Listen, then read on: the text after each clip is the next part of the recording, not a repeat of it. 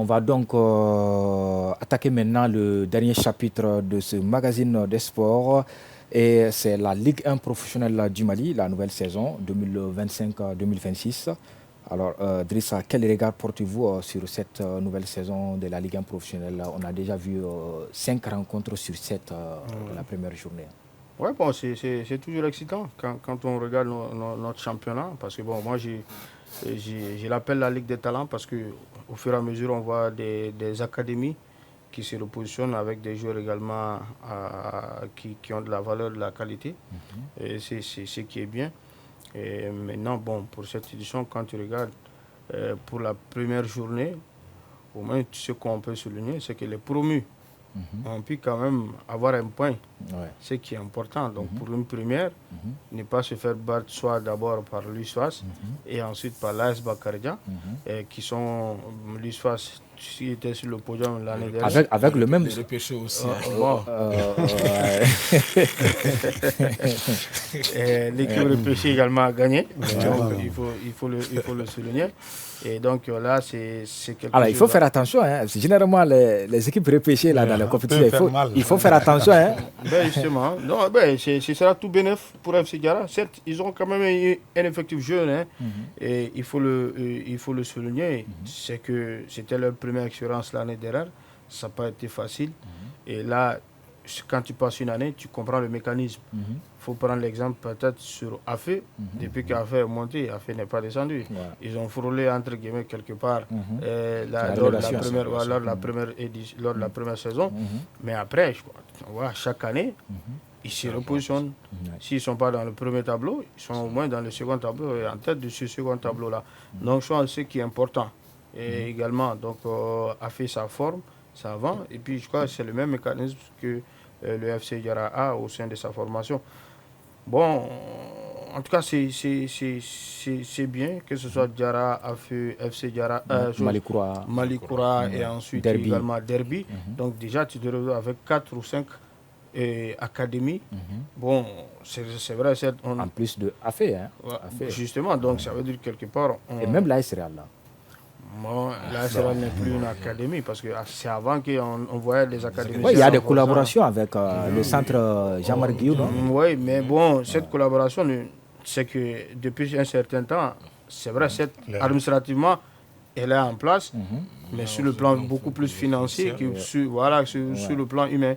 Donc, je pense que quand je prends humain, je prends des joueurs, le transfert des joueurs qui viennent pour apprendre et ensuite être vendus. Donc, à ce niveau, je pense que cette année également, on va aller sur la base où les équipes considérées comme faibles vont être des trous faits. Alors, Amadou, quels enseignements tirez-vous déjà de cette première journée? Première journée, là où il y a 5 matchs disputés sur 7 à cause des compétitions africaines du Djoloba de Stade malien. Bon, pour l'instant, c'est bien. Mais en réalité, c'est ce que j'évoque à chaque fois championnat professionnel. Je dis, si ça ne tenait qu'à moi, je réduirais conséquemment le nombre d'équipes de ce championnat. Et essayer de mettre des barèmes aussi pour des équipes qui ne sont pas assises financièrement, qu'on essaie de les enlever. Parce qu'en réalité, il y a pas mal de problèmes qui sont évoqués la saison passée. Il y a certains clubs ils étaient obligés de faire recours à la fédération pour qu'on puisse leur donner certains argents pour qu'ils puissent quand même se financer pour faire certains trucs. Je dis qu'en réalité, quand on est professionnel, ce n'est pas évident de fois qu'on fasse recours à la fédération sur certains points. Certes, nous sommes en phase d'expérimentation, mais je dirais en réalité, trop d'équipes, je pense que si ça ne tenait qu'à moi, je mettrais... Non, regardez, bon, c'est pas... Non, tu trouveras qu'il y a certaines académies qui ont plus d'argent que certains clubs. Hein. Moi, en réalité, si on maintient... Non, je ne parle pas de club, je dis ceux qui n'ont pas une assise financière. Ça, je ne parle pas d'académie ou quoi. Ceux qui n'ont pas une assise financière. Ceux qui ont des moyens. Voilà, ceux qui sont... Ça, comme ça, tu ne pourras pas le connaître. Non, bon, on doit le connaître parce qu'on a vu l'année dernière ce que ça a donné. Et en plus de cela, il y a aussi les tests médicaux physiques. Il faut que la fédération impose au club de le faire obligatoirement, qu'il présente aussi ces documents au niveau de la fédération. On a vu là ce que ça a donné. Il y a l'aspect organisationnel, quand même. Il faut que la fédération essaie quand même de voir cet aspect, comment les stades peuvent être remplis, comment En réalité, il y a beaucoup d'aspects en réalité qu'on doit essayer de voir. Les conditions minimum soient réunies quand même.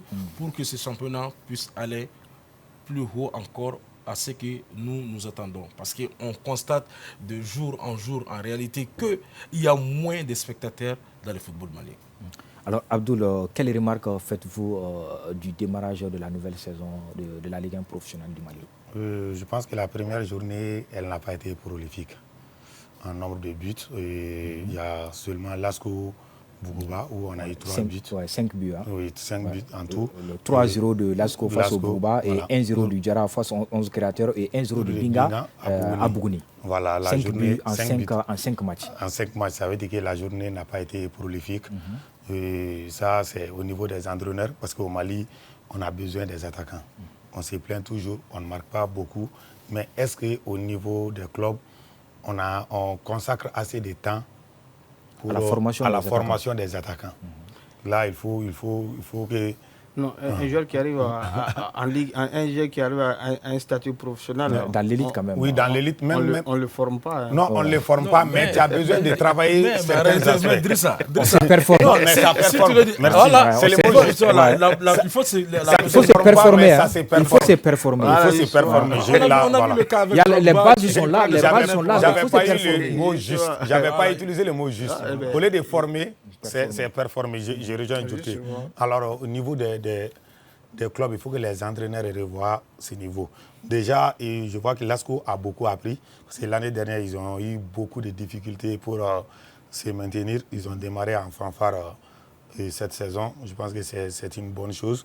Maintenant, c'est Bougouni qui a pêché un peu chez lui avec cette défaite contre le Binga FC. Je pense que Bougouni, l'année dernière aussi, avait des difficultés pour se maintenir. Sinon, globalement, à part les attaques, je pense qu'au niveau, j'ai eu à regarder 2 ou 3 rencontres comme ça. Au niveau de la qualité, on voit du bon jeu, mais il faut que les attaquants soient un peu réalistes. La dernière question pour un dernier tour de table. On va rester avec Abdoul. Quels seront, selon vous, les principaux candidats au titre cette saison? Cette saison, on va attendre les 2 favoris vont rester. Stade malien de Bamako, Djolibassi. Les 2 favoris n'ont pas encore joué leur première journée, on le rappelle. AS Real, Stade malien et Afrique Football Elite a fait Djolibassi. Les 2 matchs sont reportés au 10 décembre. Oui, 2025. Mais pour ce que j'ai vu, bon, attention au promis. Ouais. Attention au promis. Mais maintenant, pour le titre de champion, quand même, au Mali, ça ne changera jamais. Alors, Drissa. Le premier qui peut, à mon avis, faire la surprise, c'est peut-être Derby.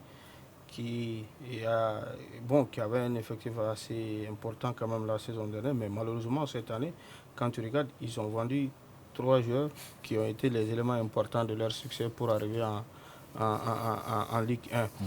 Pour moi, ce sera comme ces éditions précédentes, on prend les mêmes et on recommence.